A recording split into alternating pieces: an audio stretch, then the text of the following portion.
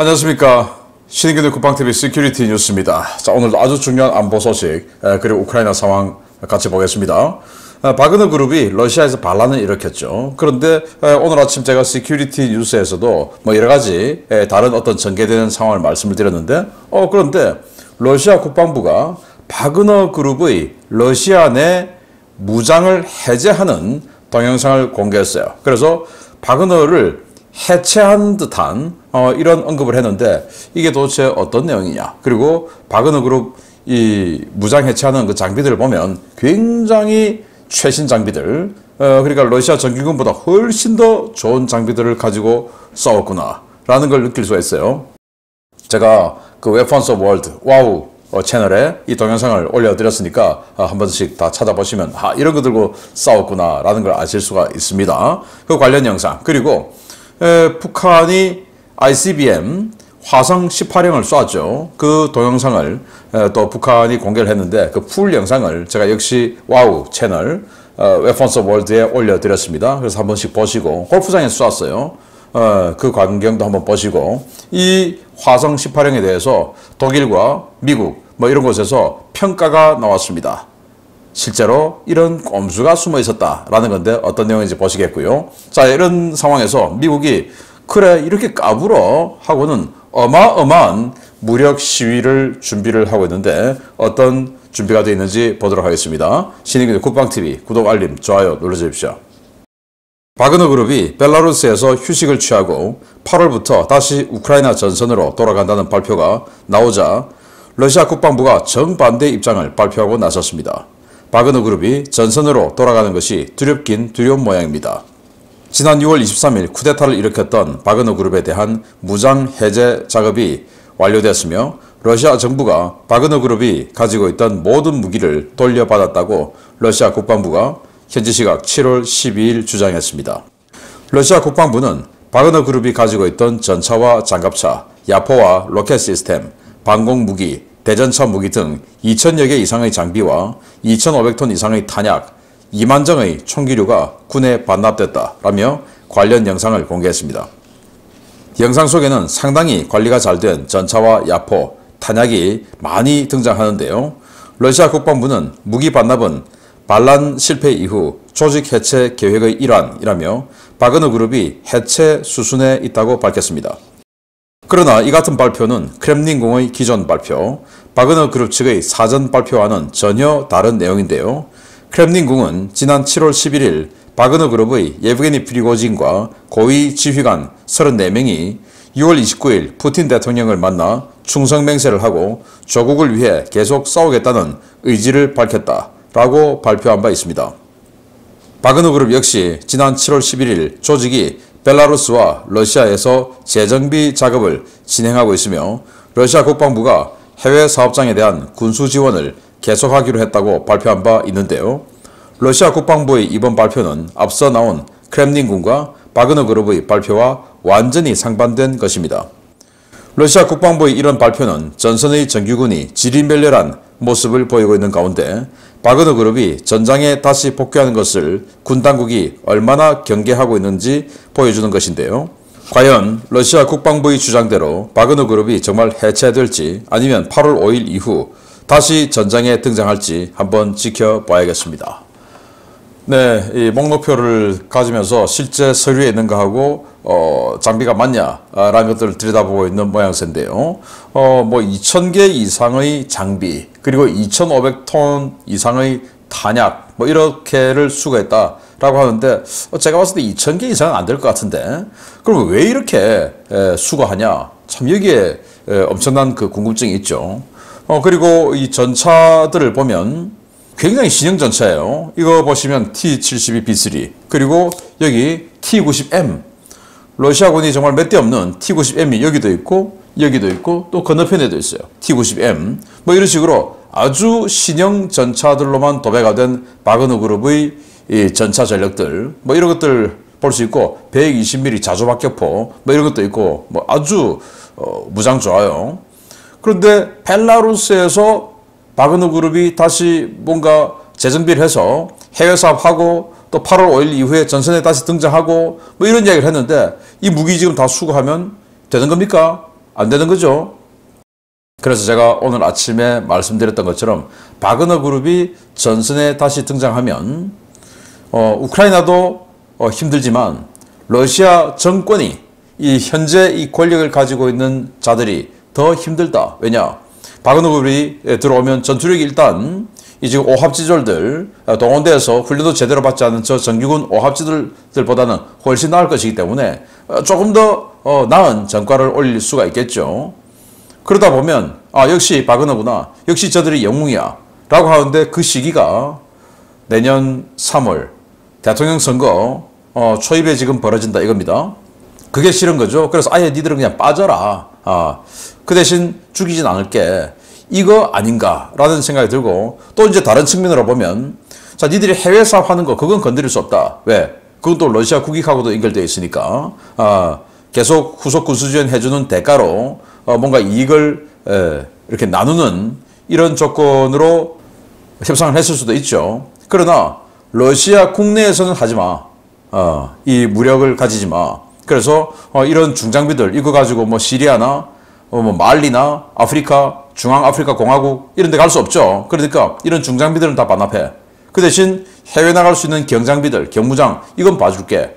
이거 아닌가 라는 생각이 들기도 하고 아무튼 이 바그너를 둘러싼 의혹이 계속 흘러나오고 있는데 뭐 어쨌든 바그너가 굉장히 좋은 장비를 가지고 싸웠구나. 그러니까 전과가 좋았지 라는 생각도 들고 계속 지켜봐야 될 문제이기도 합니다. 자 이제 북한 문제 들어갑니다. 북한 김 여정이 미군 정찰기에 대한 격추 위협을 꺼낸 직후인 7월 12일 미국 동부지역을 겨냥한 대륙간 탄도미사일 화성 18을 발사했습니다. 사거리를 뻥튀기 하기 위해서 조작을 했다는 평가도 나오고 있는데 ICBM 도발에 이어 SLBM 도발도 준비되고 있는 것으로 확인되었습니다. 북한이 7월 12일 발사한 화성 18형은 실제 탄두와 같은 중량의 탑재물 없이 빈 깡통 상태로 발사된 것으로 보인다고 독일 미사일 전문가 마커스 실러 박사가 자유아시아 방송과의 인터뷰에서 현지 시각 7월 12일 밝혔습니다.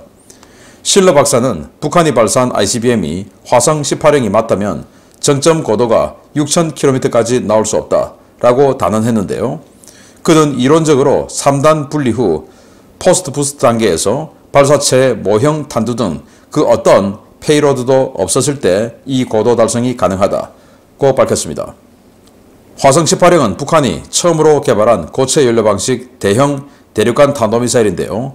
발사 중량은 55톤에서 60톤급, 길이 25m, 폭 2.1m의 3단 고체 연료 방식으로 구성되어 있습니다.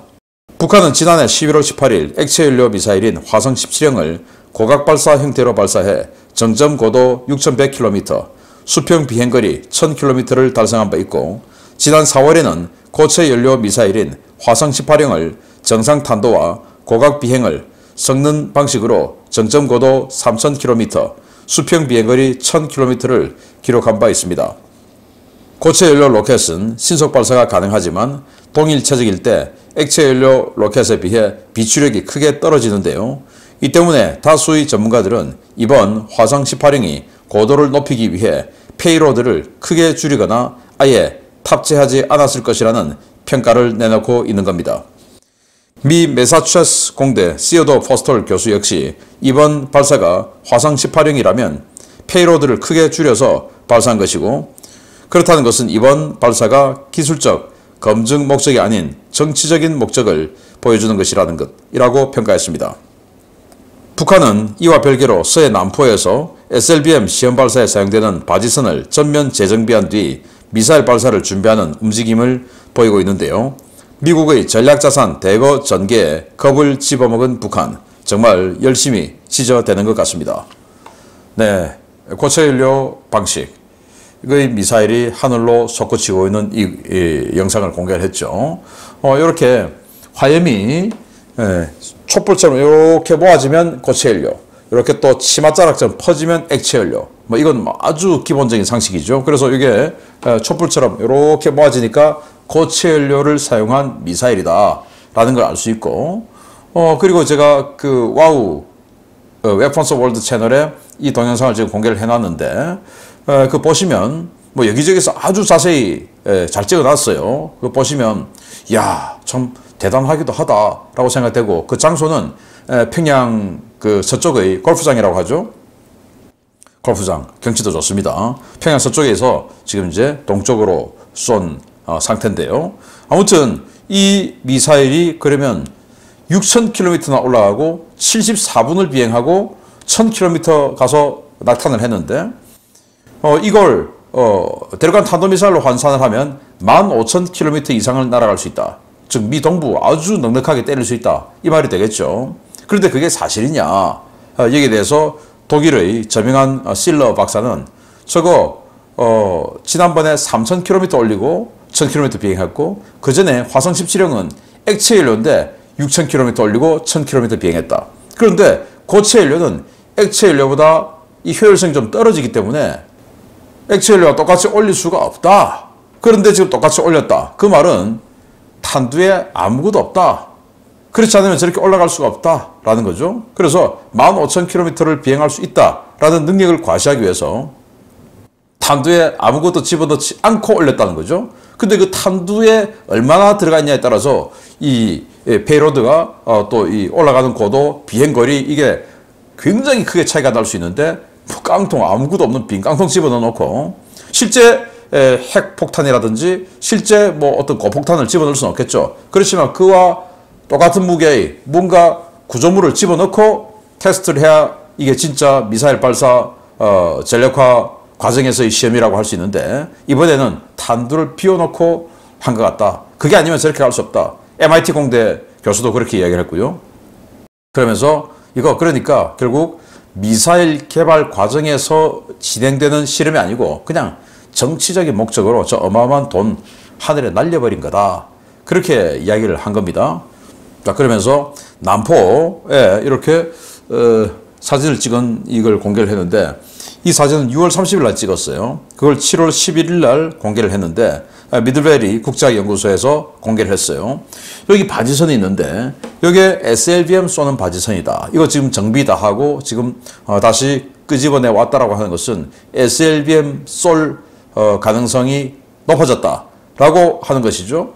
자, 그러면 북한이 ICBM 쏘고 SLBM 쏘고, 이거 뭐냐? 미국에 대해서 야, 내가 너희들 쏠 수 있어, 능력 된다니까, 이걸 지금 계속 강조하는데, 그러면 미국은 가만히 있냐? 또 이런 움직임이 있었기 때문에 최근에 미군 정찰기들이 집중적으로 들어왔던 것이죠. 그런데 이제 김여정이는 그 자기네들이 이런 도발 준비를 하고 있으니까 미군 정찰기들이 그 징후를 파악하고 도발 시점에서 여러 가지 정보를 취득하기 위해서 들어왔는데, 그 정보 취득하는 것을 들키지 않기 위해서 일단 협박 좀 하고 그렇게 좀 지저댄 것 같다라는 생각이 드는데, 자, 그러면 미군은 자, 그래 니들 뭐 잘했어, 아주 잘 봤어 하고 말 것이냐? 아니죠. 어마어마한 무력 시위, 압박 준비를 하고 있습니다. 보겠습니다. 북한이 이렇게 겁을 집어먹는 이유는 최근 북한을 타격할 수 있는 거리에 미국의 폭격기 전력이 역대 최대 규모로 집결했기 때문입니다. 이 중 일부는 북한을 즉시 타격할 수 있는 거리까지 전진 배치됐는데, 이들 전력이 조만간 동해에서 대규모 무력 시위를 실시한다는 소식입니다. 최근 서태평양 지역에 장거리 타격 항공자산을 대거 전진 배치한 미국이 일본 항공자위대와 대규모 장거리 타격 훈련을 실시할 예정이라고 복수의 일본 오신트 소식통들이 7월 13일 리포트했습니다.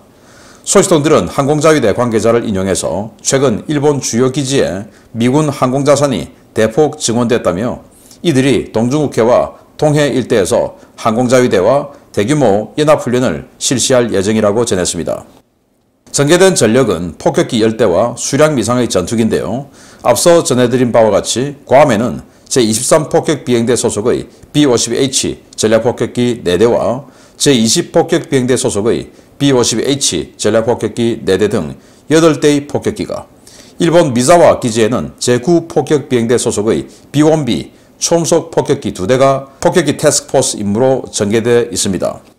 이 가운데 괌에 배치된 제23 폭격비행대 소속의 B-52H 전략폭격기 1대가 7월 12일 일본 요코타 공군기지에 전진 배치됐는데요. 도쿄 ATC 교신 기록에 따르면 이 폭격기는 일본 전진 배치 당시 콜사인으로 공포를 의미하는 Fear 22를 사용한 것으로 확인되었습니다. 현재 일본에는 미 본토 마운틴홈 공군기지에 주둔하는 제391 전투비행대 F-15E 스트라이크 이글 전폭기 10대, 미 본토 뷰포트 해병 항공기지에 주둔하는 제115 해병 전투공격비행대 F-18C 호넷 전투기, 알래스카 엘슨 기지에 주둔하는 제354 전투비행단 소속의 F-35A 스텔스 전투기 전력이 전진 배치되어 있는 것으로 확인되고 있습니다. 이들 전력은 당초 계획된 연합훈련 일정에 더해 북한의 화성-18 ICBM 발사에 대한 대형 무력 시위 성격으로 더욱 고강도의 대북 압박 훈련을 수행할 것으로 보이는데요. 대규모 미군 자산이 전개된 시점에서 연쇄 전략 도발을 벌일 생각을 한 김정은, 정말 간이 배 밖으로 나온 것 같습니다. 네, 간이 배 밖으로 나왔죠. 일본에도 B-52가 왔습니다. 지금 괌에 B-52 8대가 지금 바글바글하게 들어가 있는 상황에서 그 중에 일본의 도쿄 인근에 있는 요코타 기지에 Fear 공포 22라는 콜사인으로 한 대가 들어왔어요. 자, 그리고 미사와 기지 혼슈 북쪽에 이렇게 B-1B 2대가 들어와 있죠. 여기에는 미군 F-16 와일드 위즐 기체들하고 같이 있는 겁니다. 그리고 전자전기도 같이 있어요. 그라울러. 그래서 그라울러가 전자전 하면서 쫙 들어가서 적의 레이더 통신 완전히 먹통으로 만든 다음에 F-16이 들어가서 레이더 기지, 지대공 미사일 기지를 깨버리죠. 그리고 B-1B가 들어가서 타격을 하는 이런 스트라이크 패키지가 미사와 기지에 딱 세팅이 된 겁니다.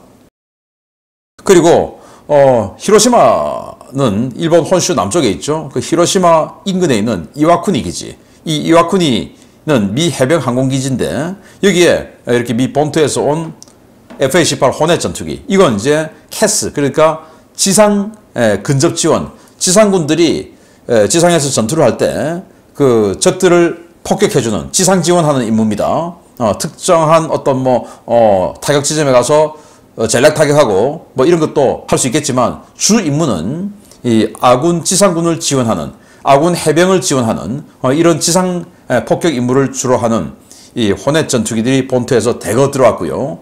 사진에 찍힌 것만 이렇게 4대이기 때문에 4대만 왔다라고 볼 수는 없죠. 지상에 또 있겠죠. 그리고 역시 그 이와쿠니 기지에 미 본토에서 날아온 스트라이크 이글 전폭기죠. 우리 F-15K 전폭기 같은 그런 이 폭격 임무를 주로 하는데 여기는 이제 덩치가 크니까 벙커 버스터를 장착할 수 있죠. 6m 깊이 이내로 그냥 확 들어가서 무너뜨려 버리는 이 벙커 버스터를 장착할 수 있는 이 F-15E 스트라이크 이글이 10대가 들어왔어요. 그리고 잘 아시다시피 지금 현재 오키나와 기지에 F-22 전진 배치 아직도 유지되고 있죠. F-22 있습니다. 그리고 또 역시 F-35 들어왔습니다. 그런데 지금 들어온 F-35와 다른 곳에 주둔하는 유타주에 주둔하는 F-35가 괌에 또 들어와 있습니다. 그러니까 이 지역에 F-35 2개 기지에서, 미 본토의 2개 기지에서 F-35가 들어와 있고 알래스카 기지, 유타 기지에서 왔죠. 그리고 F-15E 스트라이크 전폭기 들어왔죠. 그리고 호넷 전투기 F-18 지상 폭격해주는, 근접 지원해주는 이 전투기 들어왔죠. 그리고 B-52 폭격기 8대가 들어왔죠. B-1B 초음속 폭격기 2대가 들어왔죠. 그리고 이 인근에 로널드 레이건 항공모함 있죠. 아메리카 경항공모함 있죠.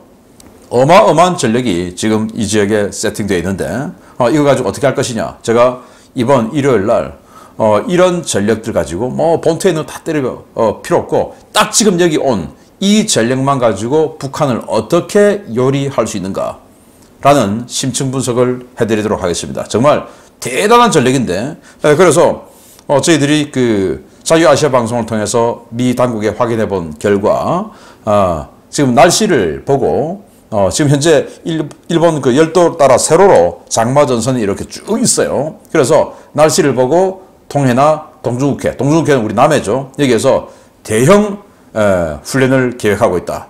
그래서 장마전선이 조금 비켜가면 이제 그때 하겠다. 이거가 되겠죠.